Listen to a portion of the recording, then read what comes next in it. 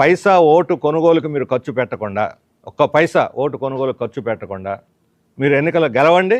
అప్పుడు మీ సత్తా ప్రజలు మీకు విశ్వాసం ఉన్నట్టు లెక్క. మీరు ఓట్లు పెట్టుకొని గెలిచామని సంబరపడిపోతే సిగ్గుండాలి. కొనుక్కున్నందుకు సిగ్గుపడాలి, ప్రజాస్వామ్యాన్ని కొనుక్కున్నందుకు. ఈరోజు త్రిపురలో చూస్తున్నాం. త్రిపురలో 100% ఓట్లకు 105%, 110% ఓట్లు పడ్డాయి. ఎన్నికల కమిషన్ నిద్రపోతుంది. బీజేపీ వాళ్ళు అక్కడ పరిపాలనలో ఉన్నారు. రేపు పొద్దున బీజేపీ పండుగ చూసుకొని ఇక్కడ కూడా గుద్ది అవతల పడేస్తారు. బూతులు స్వాధీనం చేసుకుని గుద్దేస్తారు. ఎన్ని ఓట్లునే నిమిత్తంలా గుద్ది అవతల పడేస్తారు. 100%, 105%. రేపు పొద్దున మన ఎన్నికల్లో కూడా అటువంటి ప్రమాదం ఉంది ఆంధ్రప్రదేశ్లో. అందుకని ప్రజలు అప్రమత్తమై ప్రజాస్వామ్యాన్ని కాపాడుకోవాలి, ధనవంతులను తిరస్కరించాలి. పేదల కోసం, శ్రామికుల కోసం కష్టపడి పనిచేస్తున్నటువంటి అంకిత భావంతో ఉన్నటువంటి సిపిఎం, సిపిఐ, అలాగే సిపిఐ, సిపిఎం బలపరుస్తున్న కాంగ్రెస్ అభ్యర్థుల్ని గెలిపించాలి. అలాగే ఇతర వామపక్షాలు తెనాల్లో ఎమ్మెల్యే వాళ్ళు ఇటువంటివి కూడా మేము ప్రకటన చేశాం. వీళ్ళని బలపరచాలి.